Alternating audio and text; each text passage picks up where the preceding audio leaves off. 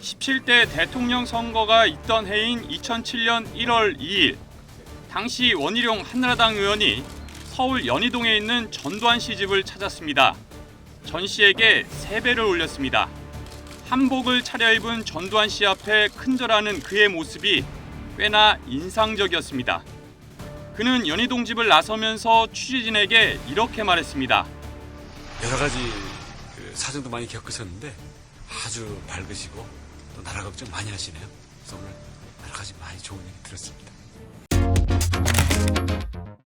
상당히 밝은 표정으로 언론 앞에 섰는데 이런 그의 행동을 비판하는 여론이 거셌습니다. 특히 인터넷 공간에선 변절자, 배신자, 제주에 다시는 내려오지 말아라라는 글들이 계속해서 올라오면서 파문이 일었습니다. 결국 그는 큰절 이후 이틀 만에 고개를 숙였습니다. 우리 과거의 상처가 아직도 너무나 생생하고 그것을 받아들이기에 아직 여건이 안 됐다고 생각하는 많은 분들에게 오해를 불러일으킨 이번의 상황에 대해서 제가 유감스럽고 진심한 사과의 말씀을 드린다는 점을 여러분께 다시 밝힙니다. 여러분 죄송합니다. 비판 여론을 어느 정도 예상했을 텐데 그는 왜 전두환 씨를 직접 찾아가 세배까지 했을까? 갈등과 분열의 역사 이제는 화해로 가야 된다.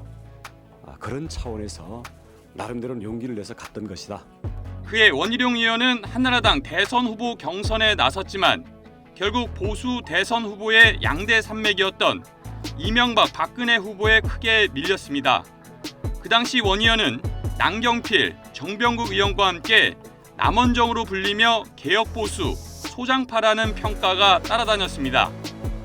12.12 군사반란과 5.18 내란 음모로 대법원 확정 판결까지 받은 전두환 씨에게 한 큰 절이 큰 비판을 받을 수밖에 없었던 이유입니다. 최근 이를 떠올리게 하는 비슷한 논란이 있었습니다. 후임 장관 지명이 이뤄진 지난 4일 원희룡 국토부 장관이 정치재개 첫 행보로 찾은 곳은 경북 경주 호텔에서 열린 경북대구 장로 총연합 지도자 대회였습니다.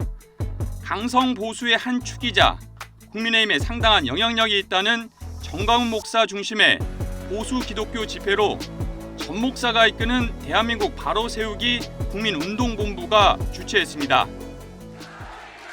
원 장관은 이날 기립박수를 받고 연단에 올라 이렇게 운을 뗐습니다. 오늘 장관 명단이 발표가 됐는데요. 오늘 국토부 첫 장관으로서의 임기를 마치는 발표를 받고 지금 여러분들을 뵈러 온 게 이게 처음 일정입니다. 이런 말도 했습니다. 딱 한 사람을 붙들어야 되거든요. 우리 대한민국의 앞길을 가로막고 있는 걸림돌을 붙잡고 제가 헌신하고 희생하겠습니다. 참석자들이 열광했습니다. 내년 4월 총선에서 이재명 더불어민주당 대표의 지역구인 인천 계양을 출마를 염두에 둔 발언으로 해석됐습니다. 전 목사는 원 장관과 한 무대에 서진 않았다고 합니다. 다만 원 장관이 내려간 뒤 연단에 올라 원 장관을 한껏 지켜 세웠습니다. 와따 원희룡 간증 잘하네. 내가 웬만해서는 내 마음에 안 들거든. 내가 아주 쏙 빠지게 하네. 쏙 빠지게 해. 전 목사는 국민의힘 당대표 선거 때도 그렇고 이전부터 국민의힘에 상당한 영향력을 행사한다는 평가를 받고 있습니다. 어쨌든 정가훈 목사 중심 기도회 참석 논란이 커지자 원 장관은 이번에도 적극 해명했습니다. 먼저 기도회 참석 이틀 뒤 자신의 SNS를 통해 자신의 소신은 보수의 혁신과 통합 그리고 중도 외연 확장이라며 이를 위해 필요하다면 누구든 만나고 이야기를 나누겠지만 극단적이고 배타적인 주장은 자신과 맞지 않는다고 밝혔습니다. 같은 날 국회에서 기자들과 질의응답이 이루어졌습니다. 정광훈 목사 혹시 만나신 자리에서? 만나지도 않았고요. 경상북도 장로연합이라는 이름으로 기독교인 그리고 장관으로서 초청한 거기 때문에 그런 맥락에서 간 것이지 뭐 다른 해석은 저의 뜻과 벗어나는. 그는 전 목사 중심 기도회에 참석한 건 맞지만 직접 만나진 않았다고 했습니다.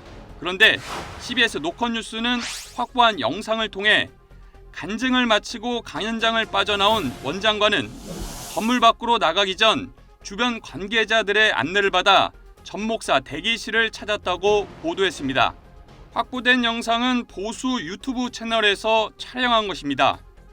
숟가락 공장 출신 원희룡 장관은 왜 노조와 싸울까?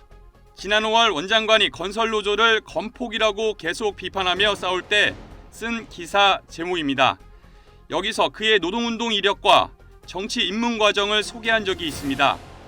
원희룡 장관에게는 학력고사 수석, 서울대 입학 전체 수석, 사법시험 수석이란 타이틀로 이른바 천재 이미지가 있습니다.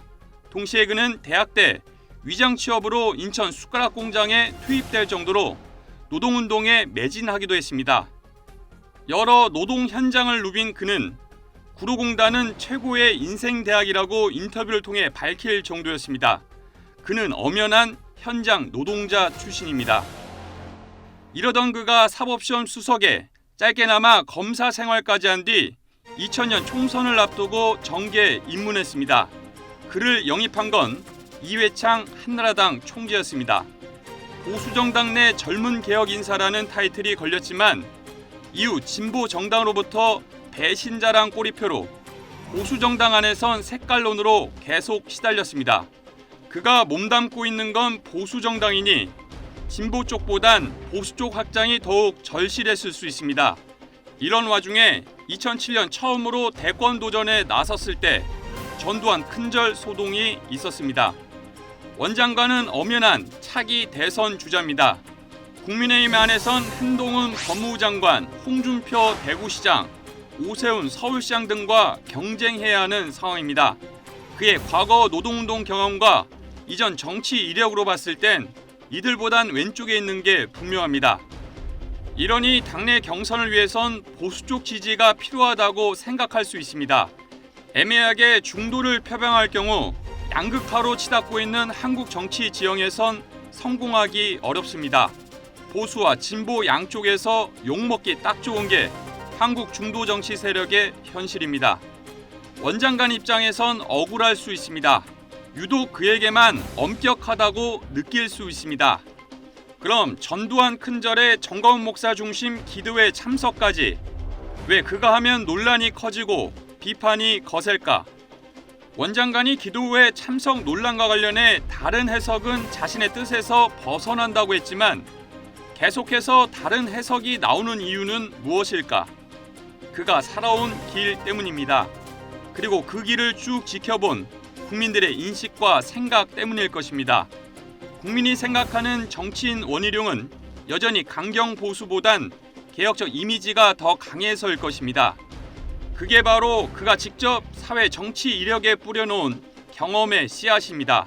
아직은 그게 유효해 보입니다.